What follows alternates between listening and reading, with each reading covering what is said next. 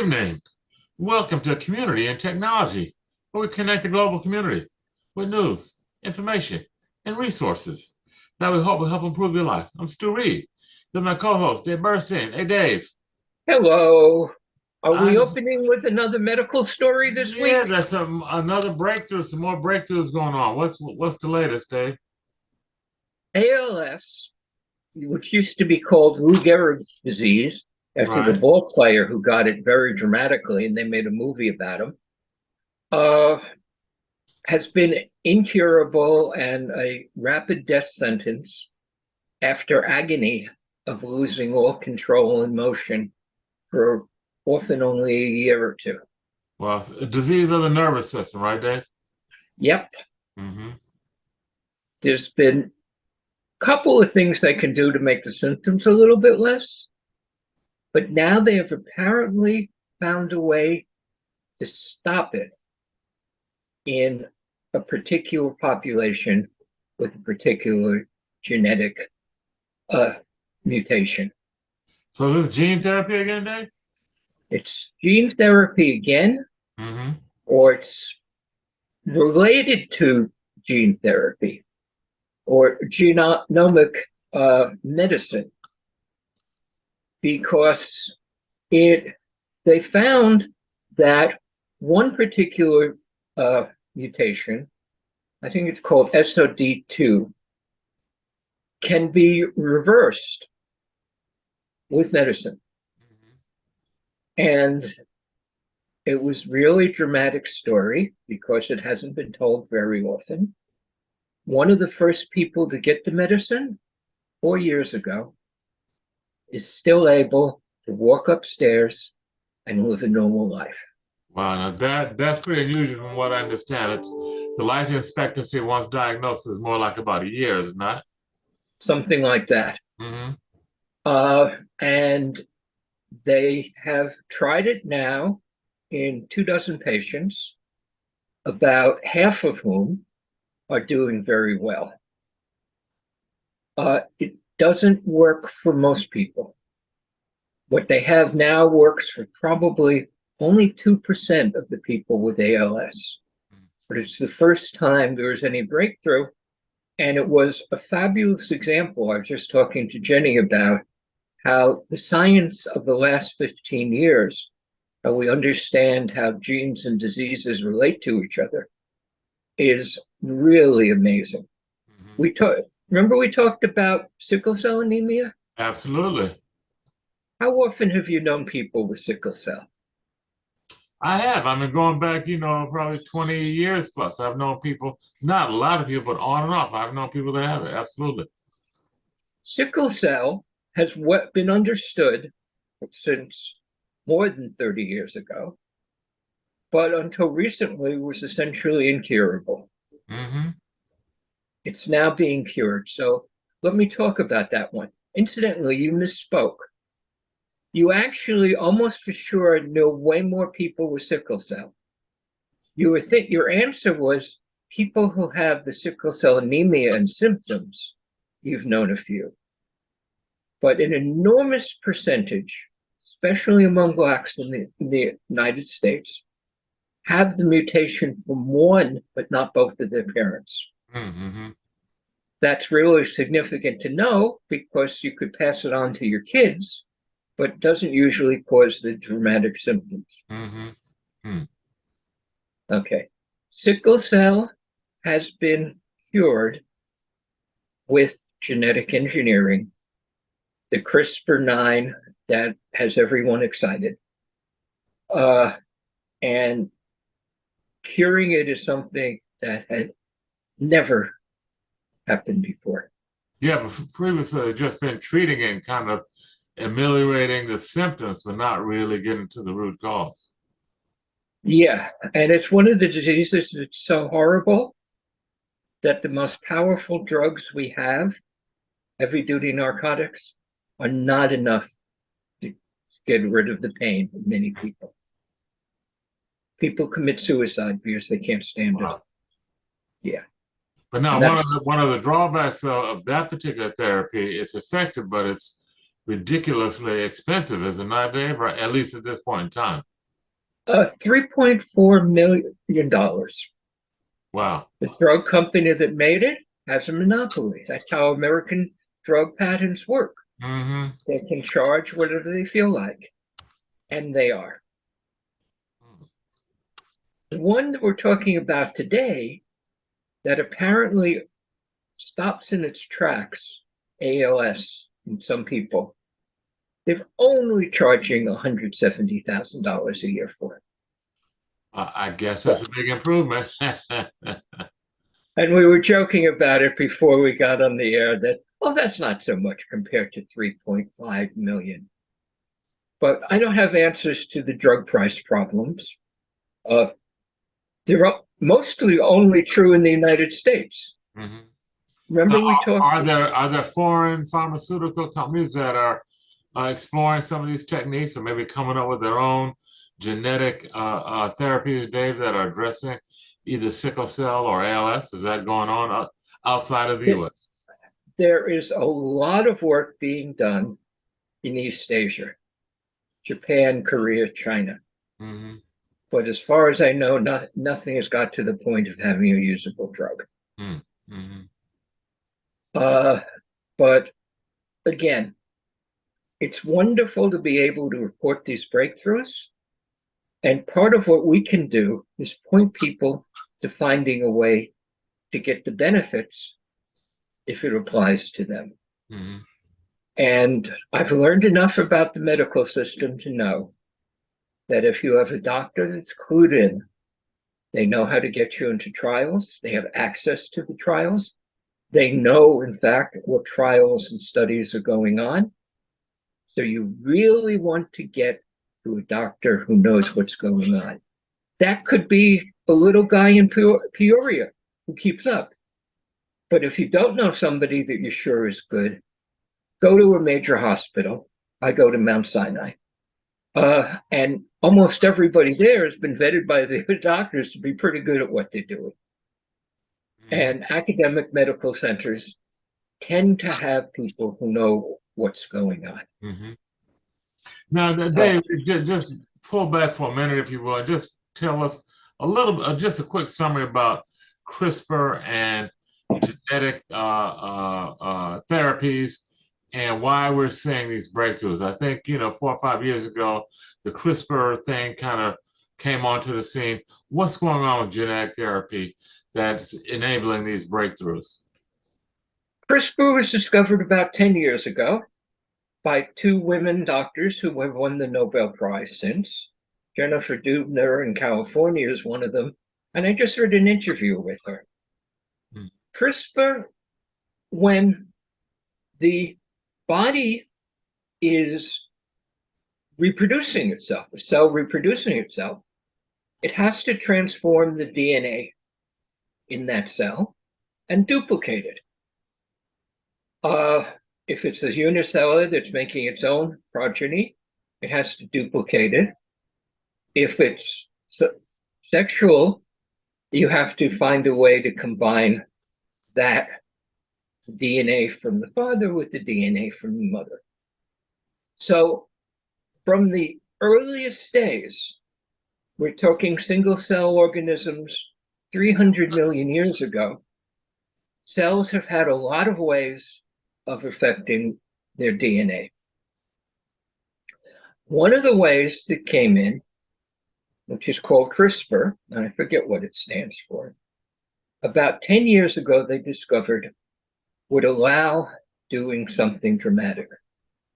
You can say, I want to change this gene and break somebody's DNA right where that gene is and put in something else, a healthy gene. It's not perfect. It's not easy, but it is starting to cure more and more diseases. Mm-hmm. It's wonderful. And there's whole piles of science extending it. And Duna was talking about what she's excited about at her lab. She's in San Francisco. I'm Who's this name? forgetting. Who's this? She's in San Francisco. She I who? not She sure. who? Jennifer Doudna, Nobel Prize winner, Okay. Hmm.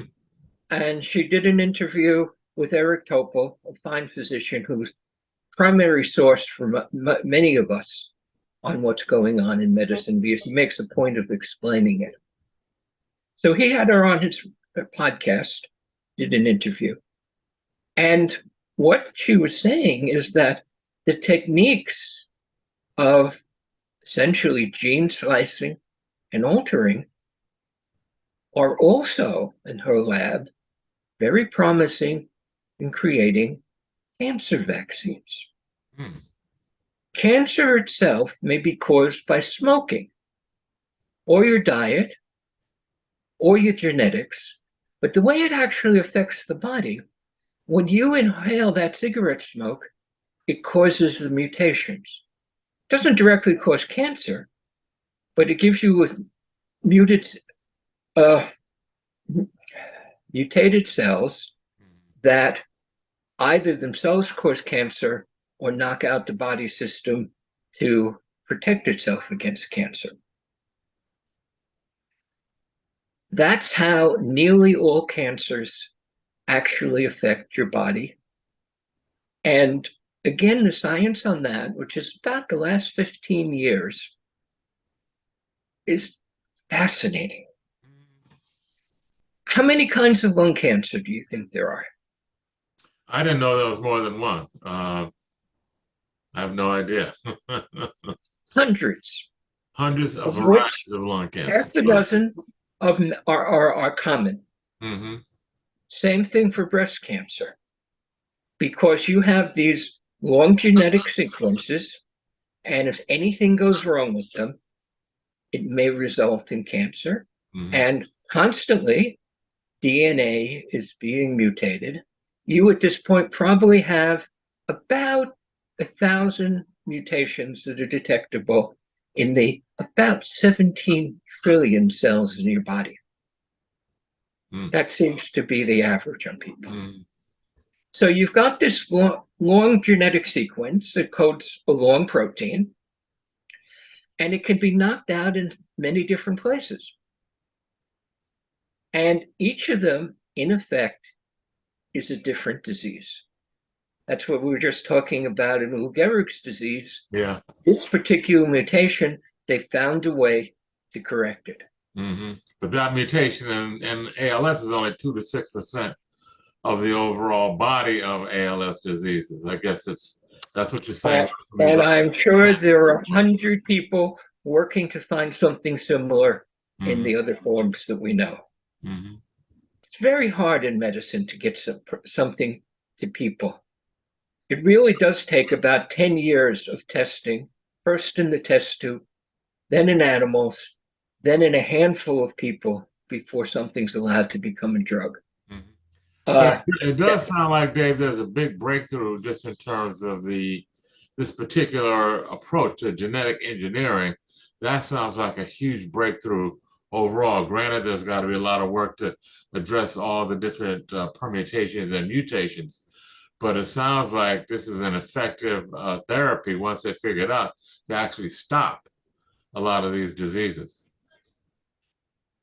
a few of these diseases now. Okay, well, It's LS news cancer and worth sickle cell, reporting that's significant. when you get one. But and I don't know more than half a dozen so far, but Mm-hmm. I know that there are thousands and thousands of physicians and researchers in the world working on this, and it keeps coming up. Now, something similar, understanding genomics. How did we get the mRNA vaccines against COVID? Do you remember that story? I remember the story. I couldn't describe the scientific process for you, though. What they did, which had never been done in humans before, and won them a Nobel Prize for the original research already, was find a sequence. They figured out what was wrong, what was the DNA in the coronavirus that causes COVID.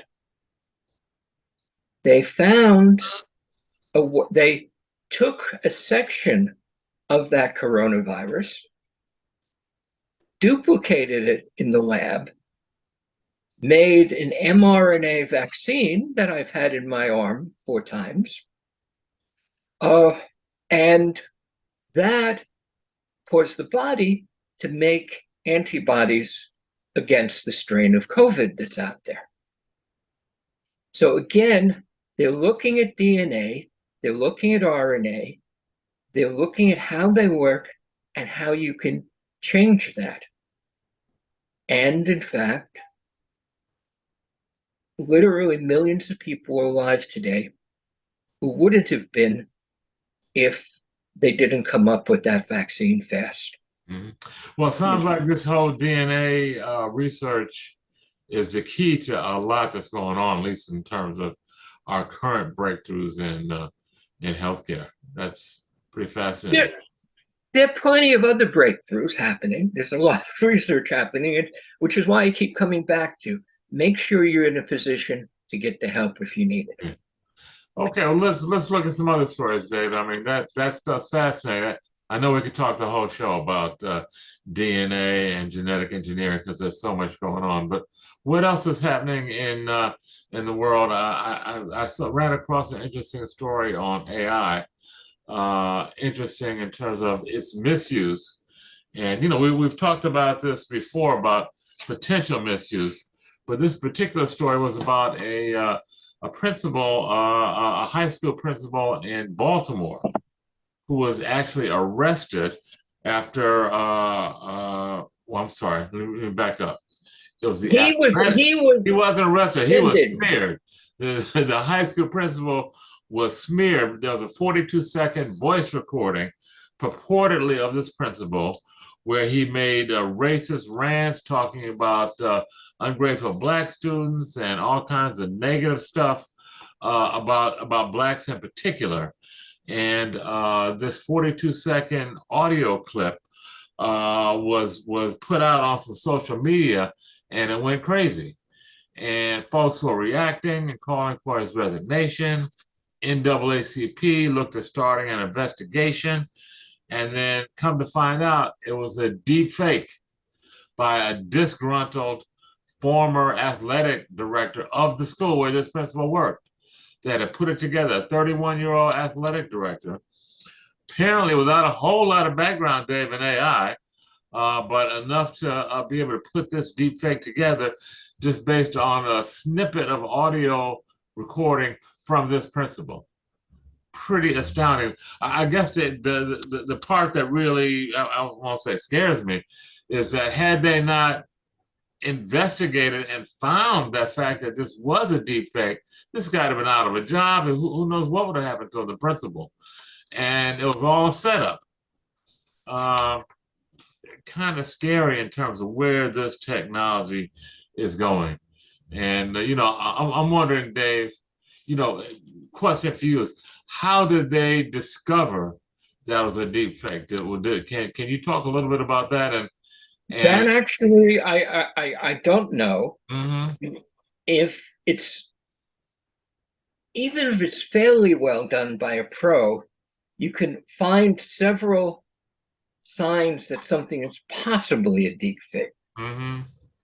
For example, when you're dealing with text and journal articles, if you see the word delve, it's probably gone through AI. Really? Why? Because they've gone through thousands, hundreds of thousands of text done by AI, not by AI. And they found out that the training, and the most important ones, came up with the word delve much more often than human beings did. Now, Jenny just used a voice simulator, not a deep fake of somebody, or it may have been made from somebody, but a commercially available program called 11.ai to do a voiceover for a professional video that she's creating 3 minutes to try to sell a reality show. Mm-hmm. And she went to 11.ai, Mm-hmm. gave it the text, wanted to see, put it in her rough cut that she showed to her producer. And her producer didn't realize it was fake. Hmm. She said, that's a little bit flat. We should do something about it. Mm-hmm. And Jenny said, yeah, if you want to spend the money and hire a good voice actor, we can fix that. Wow. But they didn't have the budget for it. They Uh-huh. definitely didn't have the budget. And Jenny, this was the first time she had done it. When she gets better at it, and as the software gets better, you're going to be able to make it harder and harder to tell the difference between a fake of somebody's voice and their actual voice. One of the things that this story pointed out, and they talked about to some of the legal experts in Baltimore, is that they didn't even know what to charge this guy with. And apparently there's just not a lot of law on the books to go after folks that do this. It sounds like he was charged with some pretty lightweight stuff. And the folks in the county, in the Baltimore County, we're talking about it's a new area where we need to create new laws to deal with this type of situation, because there's just there's no way to go after no really effective way to go after folks that do this. And I'm thinking, Dave, we're just going to see more and more of this this deepfake stuff that I'm reading from the story. There's no federal law that against that outlaws deepfakes, and just little precedent also in criminal cases involving AI deepfakes. So there's not a lot of law that folks that are prosecuting that can refer to and use in new prosecutions. So this is a wide open area that I imagine is going to get a lot more abuse going forward. And I bet we're going to have lots more stories like this to report. But let me give another story very quickly because we have to go on break. Mm-hmm. The 4 major phone companies were just fined $200 million from the FCC for a violation of the FCC law about how their records have to be confidential. Mm-hmm. This is Verizon and AT&T and T-Mobile. 200 million is nothing to these guys. That's a slap on the wrist when you're a $130 billion company. But it's more than the FCC tends to go after on anything. Mm-hmm. And what they were doing is they took the location data. They know where you have been constantly from your phone. Mm-hmm. We've talked before about how the cops are going to Google and say, was this fellow in near Broadway Uptown at 6 p.m. when somebody got shot in Broadway Uptown? Mm-hmm. That information is there at Google. It's there at your phone company.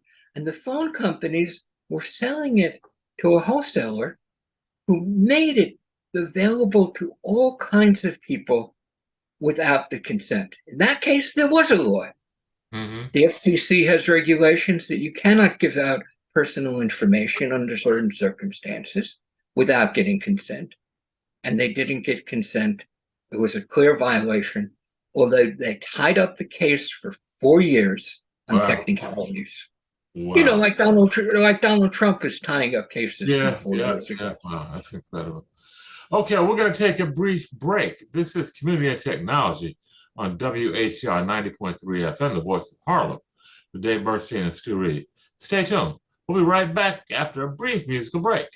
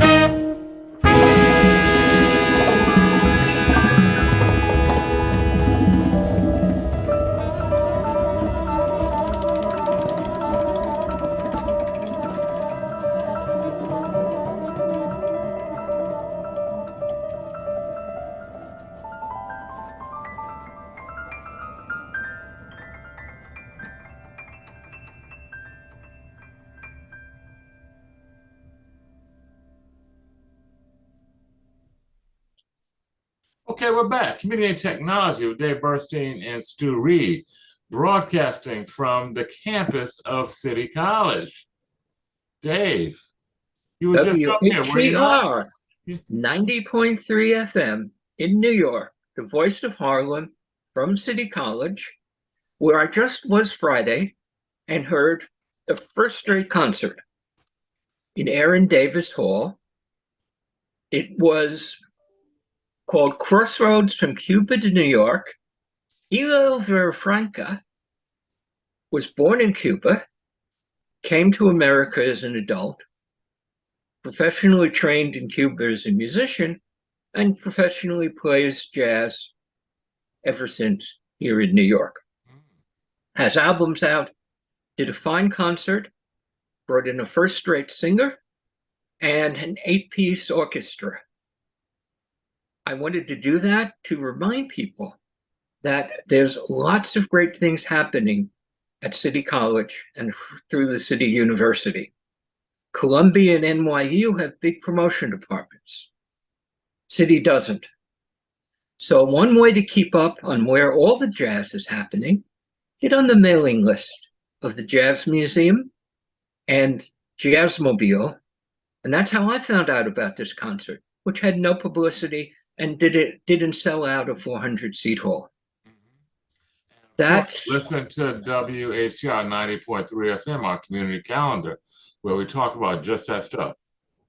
And in fact, Mr. Velez, who has a show here on HCR, happens to organize the Latino music at City University, and that's why the concert happened.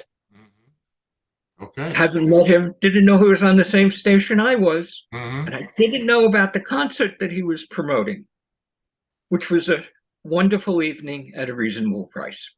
Okay, there you go. Great things happening on the campus of City College, in addition to WHCR 90.3 FM. Okay, well, thank you for that, Dave. And I think maybe our listeners just had a little sampling of the music of Elio Villafranca. So new to me, but I'm fascinated and looking forward to exploring a little bit more. Now, he's played with a dozen jazz musicians who are famous. He's a respected professional. And of course, if you know your jazz history, Dizzy Gillespie back in the 50s, late 40s, early 50s, went to Cuba and started a whole Cuban jazz thing with the musicians down there that is still alive, clearly alive and flourishing today. Yeah. Yeah, well, he had Cuba come to him, too. Dano Puzo worked with Dizzy Gillespie for a couple of years till he died in a knife fight. And was a brilliant musician, and Dizzy picked up the Latin music from him, and we have pieces like Venteca and several albums worth of Dizzy Gillespie music influenced by the Cubans and the other Latins. Yeah. Okay, well, let's get back to a little technology stuff, Dave. I ran across a story. We've talked about this before, and this is regarding Tesla and their so-called self-driving cars. And what this story examined Tesla's autopilot and their so-called full self-driving technology. And what they found is a whole bunch of accidents, and they delved down into what was going on. And apparently, Dave, when folks are using both the autopilot and the full self-driving features of the Teslas, they are not really paying attention to what the car is doing. And they're not really engaged in the driving. They just kind of, okay, leave it up to the technology to run the car. Well, that's what Tesla is saying. But it's not clear that, because we're talking about accidents in which people were killed, 29 deaths have been identified in Tesla's self-driving mode. Tesla is saying, well, we told the drivers they have to pay attention. And the U.S. Highway Safety Transit, Highway Safety, whatever it is, has just said that's not good enough, because we know people won't pay attention if the autopilot's on. Yeah, just because you told them that doesn't mean that they will. That's the problem, is that, you know, folks decide, oh, okay, I'm going to rely on the technology and not pay attention and not be engaged. And even though the technology may give them a warning, they're not paying attention and they miss it. Frankly, full self-driving today is a lie. And it was wildly irresponsible for Elon Musk to call his extraordinary driver assistance package full self-driving and convince people that they can start making phone calls, being affectionate to their spouse in the next seat. And it's not good. It's great. It's a remarkable achievement. It works 99 plus % of the time. But people are dying because it doesn't work 100% of the Yeah, time. yeah, yeah. And you scale that out across millions and millions of drivers. That's a lot of people that at a risk of death. Now you also had some other updates on Musk and his Tesla and his self-driving technology. In particular, a trip to China that we are talking about offline. How does that tie into this story, Dave? A few days ago, Elon Musk, in a surprise move, went to Beijing and met the number 2 guy in China, who said, we want self-driving to come to China. We want electric cars because they're going to reduce pollution. We actually want some American companies in here because it's good competition that gets our companies to work harder. That's actually part of the Chinese thing for 25 years. And if you give me time, I'll go back to that one. And so we are going to work with the Chinese automakers who make 60% plus of the electric cars in the world and are knocking Tesla out of the park, out of the market. Tesla has just said it's going to lay off 10% of their employees. After years, they couldn't keep up with the production. The orders went down. Mm-hmm. Some of that was that people in America were finding electric cars didn't live up to their promised driving distances and didn't work as well as they were advertised and have been reluctant to buy them. Electric car sales in the US are down. But they're also down everywhere else because the Chinese manufacturers are coming in typically $5,000 and $10,000 cheaper than Tesla because they're better car manufacturers. The Chinese car manufacturers, especially BYD, are among the most efficient manufacturers in the world, just like many of the other Chinese companies are among the most efficient manufacturers in the world. I know it from telecom and 4G, 5G, and half the best phones come from China now. And so the prices. Why do they need Musk, Dave? If they've got 60% of the market, that they're advanced in terms of their production capabilities and systems. Why do they need Musk? Why are they even talking to him? They don't really need him anymore. Mm-hmm. But it's the way China has done things since the 1990s, and particularly after 2002 when they got in the World Trade Organization. At that point, China was way behind in almost everything. It was remarkable that Huawei was able to make any telephone switch in China after importing them. And it took another 10 or 15 years before they were as good as the ones in the West. Now Huawei is the international leader and has been for the last 10 years. But it takes time to build an industry, build experience, build plants. The Chinese decided at the highest level that competition was going to be a good thing for China, that it would encourage the firms that were there, including the state-owned firms, to be more efficient in order to compete internationally. And that worked fabulously, as we know. What percentage of the electronics you've bought in the last 15 years came from China, do you think?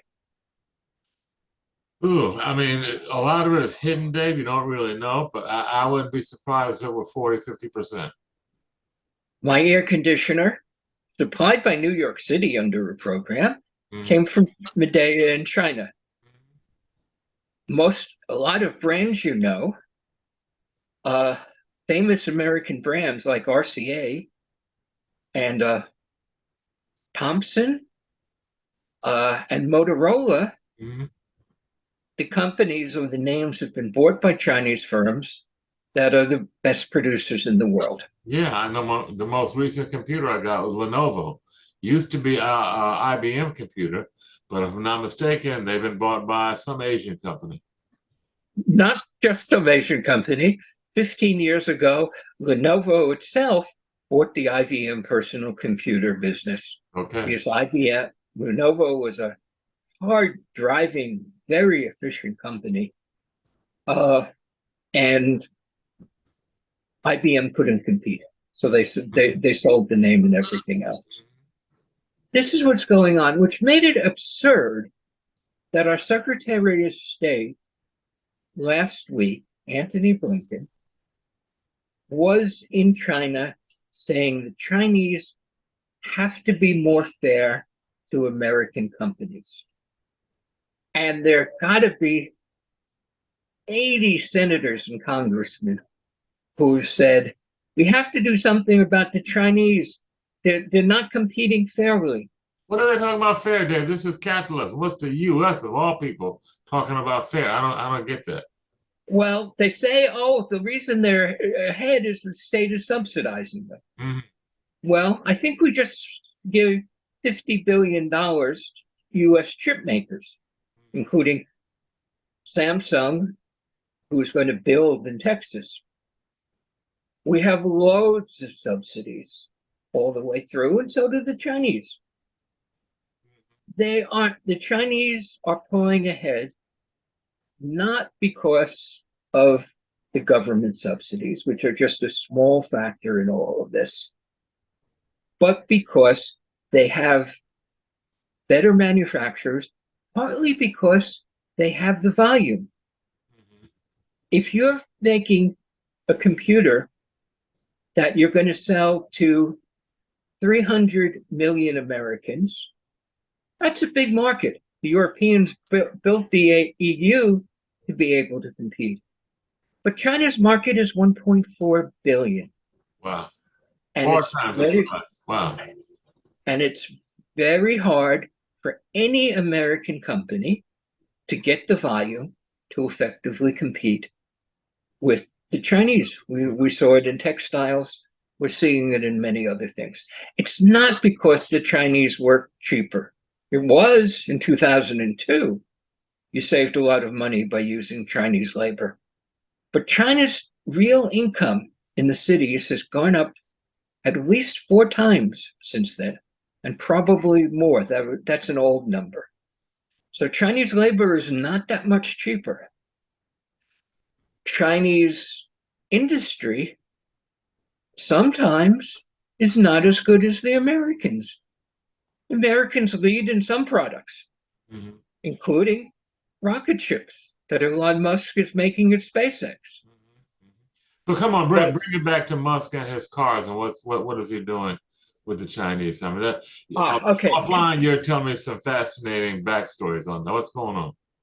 Okay, so the Chinese still want to get some competition because they think competition is good because it makes their companies more efficient. That was certainly the way they did everything 20 years ago, and it's still mostly Chinese policy. They're encouraging foreign investment that they don't need. Chinese have something on the order of $700 billion just of US Treasury bills sitting there in the bank. There's no shortage of capital in China. Mm-hmm. But they want to get the foreign companies in because they think competition would be good. It would be great in this country too. And in some industries we have it and it's working. But in most, we don't have that kind of competition anymore. So they wanted Musk, and they just cut a deal that amazed me. Elon Musk, Tesla, working with the Chinese company Baidu, is getting access to the most accurate maps the Chinese can make of the roads and locations. The Chinese don't print those maps. Just like the Russians, you couldn't get the Moscow phone directory because they were afraid they'd be this in the 50s and 60s. The reason they were afraid they'd be invaded and it might be useful to whoever invaded them. And they deliberately had fake maps of Moscow in case the tanks came, they wanted to distract them. Hmm. Neither the US, which has incredible satellite visualization, nor the Chinese let their best maps go to the public because they don't want to make it easier for an invader or an adversary. The I remember for the Chinese have, longest that they regulated that GPS could only be accurate within so many feet because they're very concerned about adversaries, and they kept it inaccurate or the margin of error large, put it like that, for security reasons. absolutely, and the Chinese have been doing the same thing. Mhm. The Chinese want to get electronic and self-driving electric cars on their roads. They are much more serious about global warming and doing something about it than the Americans. They produce 85% or so of all the solar panels sold anywhere in the world. And the US Secretary of Commerce 2 weeks ago was in China saying, please don't send us so many solar panels, because the American companies couldn't compete because they didn't have the scale that the Chinese had. Now, yeah, this is out of sequence and it's not answering your question, but it's interesting enough. Let me go there. The Chinese at this point have the capacity to produce twice as many solar panels as they can sell. They can produce more solar panels than the whole world is buying. Very competitive.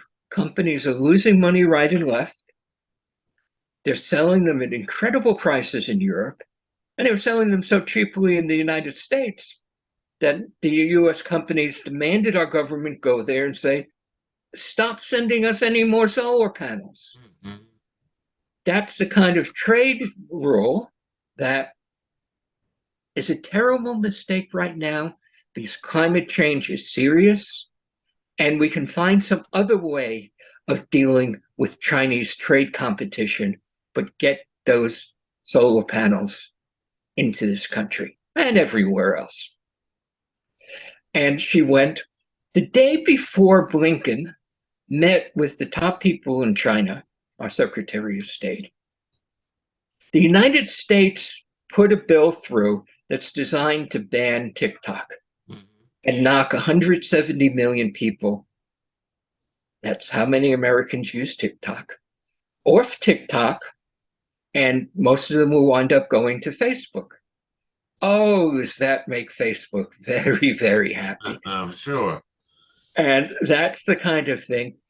The day after we passed that, which is one of the strongest anti-free speech, limit of the internet, anti-trade legislation in my lifetime. That's 170 million users are going to be affected by that. Blinken was in China saying you have to be more fair to American companies. 2 days later, the Chinese have given Elon Musk, working with the Chinese company Baidu, access to maps that the US NSA would love to get their hands on, and the Chinese have been keeping secret until then. Wow. And they think that was a symbol of how they would rather work with the United States. Mm-hmm. They're not going to invade us. We're no more likely to be invaded by China than we are to be invaded by Canada. But they're our primary adversary now, according to the US government. Yeah, And but we're running they out don't of have to time. roll. They don't have to roll tanks to do us harm. Clearly, there's so many other ways. I mean, the warfare now is on the economic level. From what I see. Although there's plenty of the guns and bombs still going on as well, so that has not been eliminated. Okay, now I set aside 2 stories to end with because they were good stories. You got about 4 minutes, so go. Were you going to talk about that? All those people in the desert outside in Arabia on that tech conference? Well, 200,000 people. Is that right, Dave? Am I reading that number right? including the heads of most or top people from all the American companies. 200,000 people at a conference? Yeah, we've had that at computer conferences. Really? That was Wow. about the highest I've ever seen. Mm-hmm. Comdex would get up to that. Nothing today comes close. Mm-hmm. But going to Saudi Arabia, do you know how hot it is in Saudi Arabia? Not exactly, but I know we don't know what hot means when you compared to what they do. Yeah. And But that's I'm sure they're in the because air-conditioned hotels, Dave. most of the time in air conditioned cars and so on, that's the way it goes. Uh, but the Saudis have a lot of money, Mm-hmm. and we're a culture that lives off a lot of money. Yeah, I'd say that worships money. Mm-hmm. And despite the many things we know, remember, Saudi Arabia doesn't have a Senate, a Congress, or a president. It has a king. And And his the king family. has absolute power Mm-hmm. and has beheaded a princess for not obeying her father's demands. That was the death of a princess was a BBC documentary a while back. The Saudis didn't like, but that's what it was, and that's who they are. Mm-hmm. But let me finish with this story. It's a good kicker. Meta has just had its biggest lobbying quarter ever. It outspent, Report Facebook. Mm-hmm. yeah, Mm-hmm. it spent officially $7.6 million lobbying. Now, it turns out, and I've worked with the lobbying numbers for years, that's just the tip of the iceberg. You triple or quadruple the official number because most things that really are lobbying are not reportable as lobbying expenditures. That's one quarter. They spent well over 25 million. That's over 100 million a year. Mm-hmm. I did a lot of reporting from DC over the years about politics, and it amazed even me 15 years ago to discover that one of the reasons we're paying so much for our phones is that Verizon, AT&T, and Comcast each had a lobbying budget or an influence budget of more than $100 million a year. Now, Google and Facebook and Amazon are right up there. This is the first time I've seen a number from Facebook, but yeah. So if you wonder why we don't have privacy laws, There you go. so long, Endeavorly folks. done. Okay. Well, thank you, Dave, for your insight there on that, as well as the other topics that we've talked about today. This has been Community and Technology on WHR 90.3 FM, the voice of Harlem. Tune in. You just might learn something. Thanks. Good night.